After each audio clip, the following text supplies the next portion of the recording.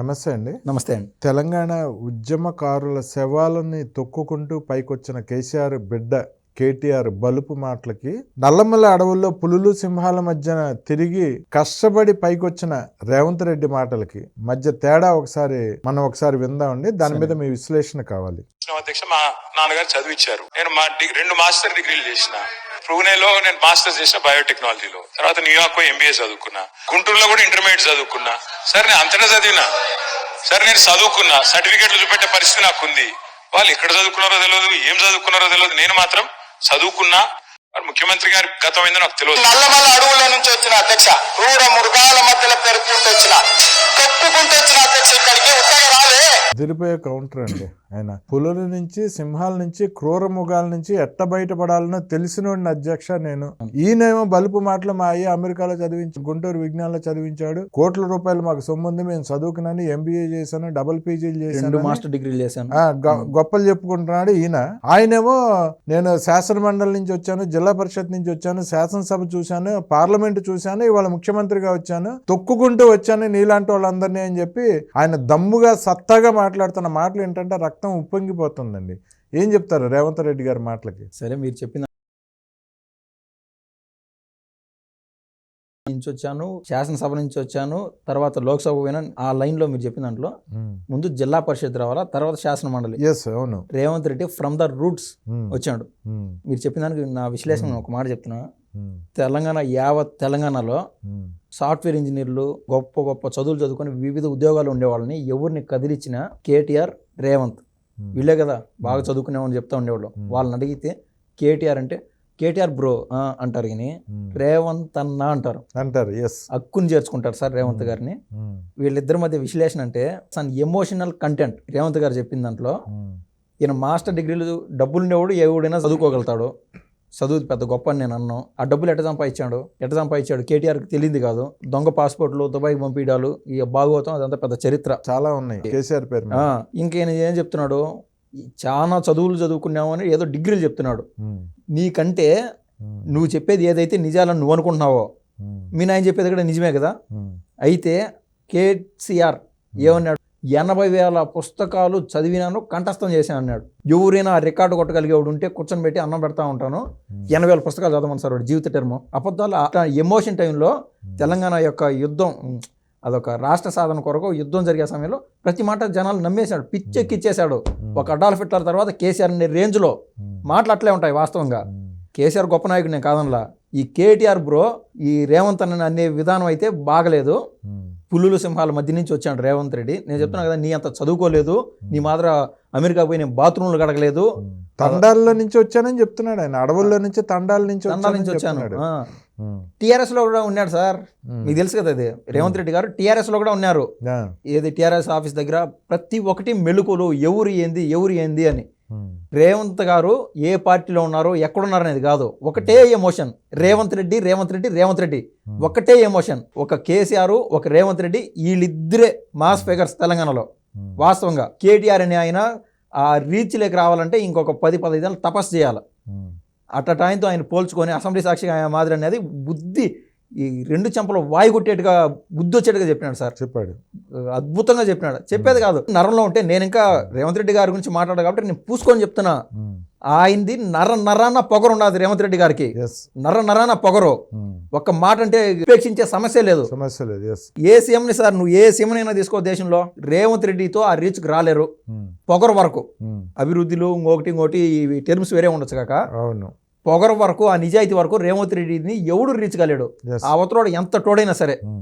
మోడీ గారిని కూడా ధైర్యంగా ఎంతమంది సీఎంలు అనగలిగినారు సార్. స్వయాన ప్రతిపక్షంలో ఉన్నాడు రేవంత్ రెడ్డి గారు, కాంగ్రెస్. ఆ ప్రతిపక్షం ఎట్టొచ్చింది, కొనొక్క తెచ్చుకున్నాడు, డబ్బులు పెట్టి కాదు. ఆప్షన్ బీజేపీ రాష్ట్ర అధ్యక్షుడే దానికి ఆప్షన్ ఉన్నది రేవంత్ రెడ్డికి. రేవంత్ రెడ్డి అనే ఒక మాస్ ఫిగర్కి ఆయన ఎక్కడికి పోవాలా, బీజేపీకి పోవాలా. కేంద్రంలో ఉన్నది బీజేపీ, ఇంకా 10-15 ఉంటుంది. అందరికీ కళ్ళ కనిపించే విషయం. రేవంత్ రెడ్డి ఎక్కడికి పోయాడు, స్వయం ప్రతిపక్షానికి ఎంచుకొని పోయినాడు. మనం ఆంధ్రాలో చూస్తే మనకు అర్థమవుతుంది. ఐరన్ లెగ్గు రోజా, ఇంకొకటి ఎవరు లక్ష్మీ పార్వతి, ఇలాంటి అంటా ఉంటాం కదా. వాళ్ళు ఎక్కడుంటే ఓడిపోతారు అని. రేవంత్ రెడ్డి యొక్క ఫోకస్ ఆ రోజు టీఆర్ఎస్కి ఎందుకు పోవాలా, స్టార్టింగ్ స్టేజ్లో సార్. అప్పుడు రేవంత్ రెడ్డి ఈ యొక్క టీడీపీలోకి వచ్చినప్పుడు రాజశేఖర రెడ్డి గారి హవా. గత 5 ఏళ్లలో ఆ యొక్క సైకోపాలన మనం చూసాం. ఎస్. అదే విధంగా ఆయనతో పోలిస్తే కాస్త మేలే ఉంటుంది, కొంచెం వెసులుబాట్లు ఉంటాయిలే. రాజశేఖర రెడ్డి గారి దగ్గర ఓపెన్ ఆఫర్ వచ్చింది ఎమ్మెల్సీ అయిన తర్వాత రేవంత్ రెడ్డి గారికి ఓపెన్ ఆఫర్ కూడా వచ్చింది. ఏ రోజు ఆఫర్ స్వీకరించలా. అతి తక్కువ వయసు నుంచి కూడా ఈడ చంద్రబాబు నాయుడు గారు కూర్చుంటే వెనకల సీట్లోనే రేవంత్ రెడ్డి. వీళ్ళని ఒక్క మాట అయినా సరే, ఒక్క మాట ఏదైనా స్పృహ తప్పిపోయో ఏదన్నా క్లియర్ ఎవిడెన్స్ ఉందో మాట్లాడినా కానీ వెనకల రేవంత్ రెడ్డి ఉన్నాడు అని జడుచుకునేవాళ్ళు. ఆ సీఎం వెనకల రేవంత్ రెడ్డి గారే ఉండేవాడు. చిన్న వయసు, అనుభవం తక్కువ.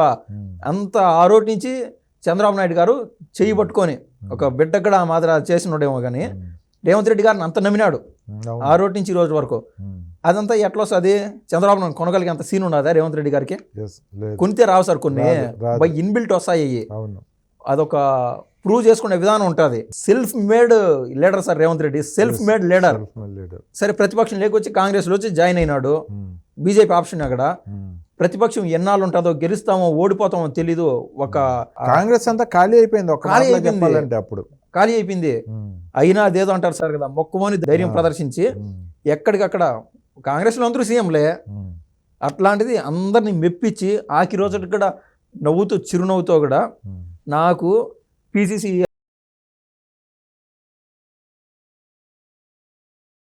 అదొక మెలుకులు ప్రదర్శిస్తూ పిసిసి అధ్యక్షుడు అయినాడు, తర్వాత సీఎం అయినాడు.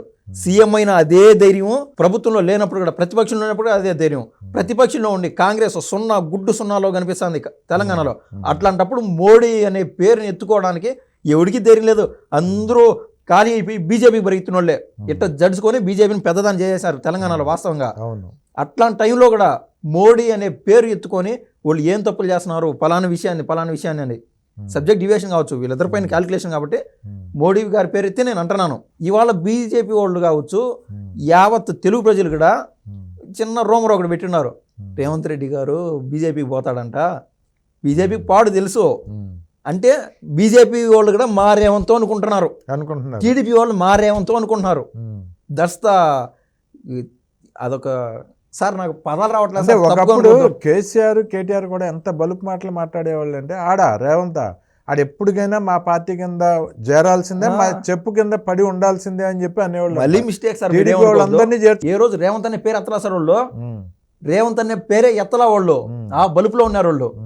సీఎం అనే స్థాయికి రేవంత్ రెడ్డి గారు వచ్చారు. ఈ రోజు రేవంత్ అంటున్నావే, ఆ రోజు ఏమైంది?